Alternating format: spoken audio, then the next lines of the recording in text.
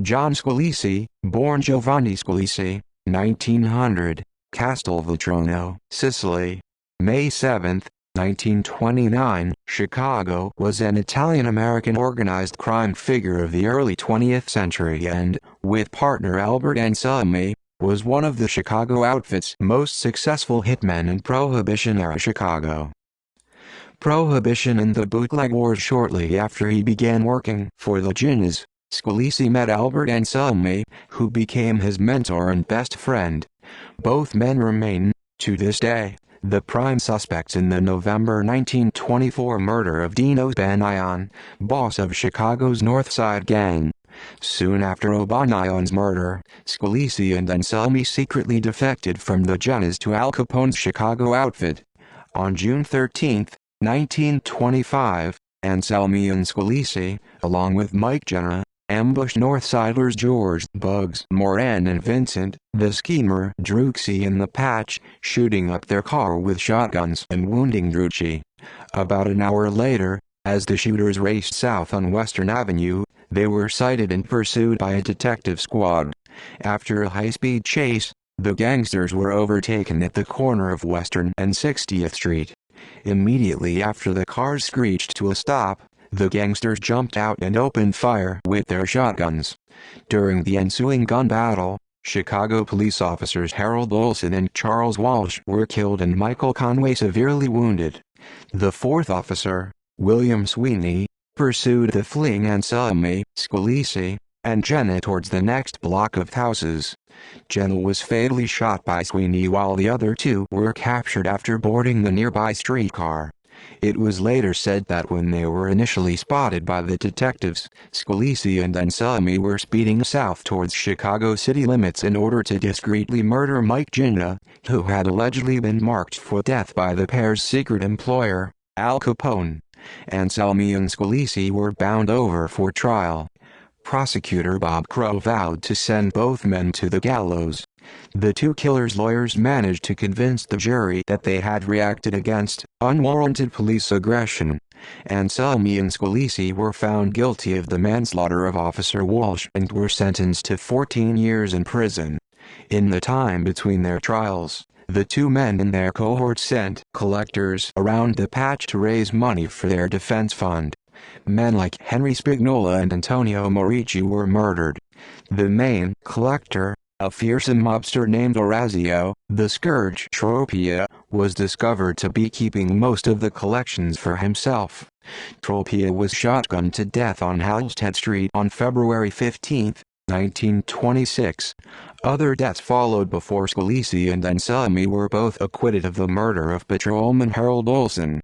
Back in Joliet Prison, both Scalise and Anselmi had difficulty adjusting to prison life. Both men were frequently beaten and Scalise was nearly poisoned on one occasion. Nevertheless, the two still played a part in Chicago gangland affairs. The war between Capone and the North Side Gang, now under Earl Jaime Weiss, reached a peak in the fall of 1926.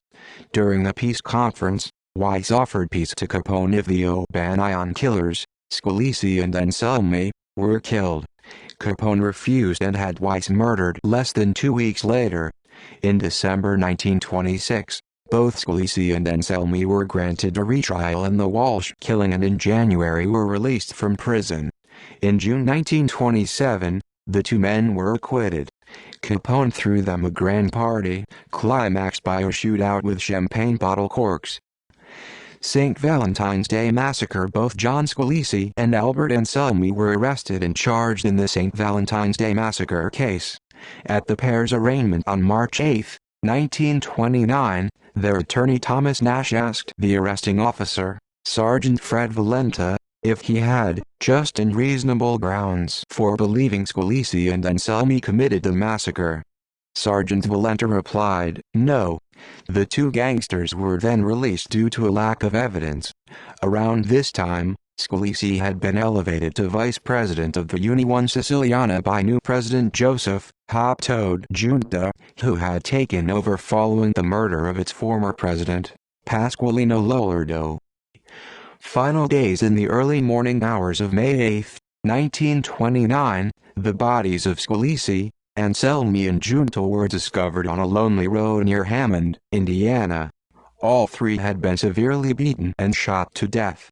One of Scalise's gunshot wounds had torn off the pinky finger of his left hand. The coroner said that he had never seen such disfigured bodies. It was initially suspected that the Northside Gang had killed the trio in retaliation for the St. Valentine's Day massacre.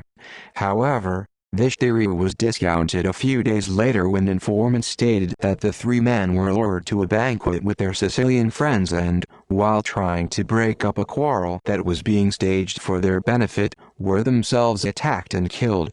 Scalise's body was shipped back to Castelvetrano, Sicily for burial. Years later, a more popular story emerged that Al Capone had discovered that Scalise, Anselmi, and Junta were conspiring with rival mobster Joe Aiello to betray him.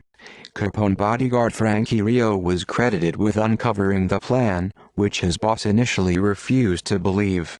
During a charade concocted for their benefit, Capone staged an argument with Rio in front of Scalise and Anselmi and then slapped his bodyguard, who ran from the room.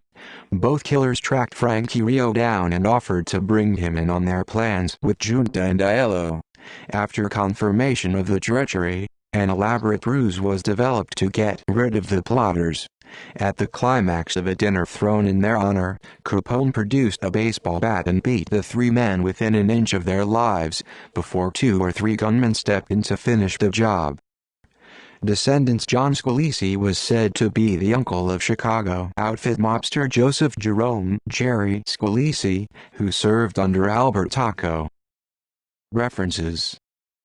Further reading: Schoenberg, Robert L. Mr. Capone, HarperCollins, 1993, ISBN 9780688128388. External links: John Scalise at Find a Grave. John Scalise.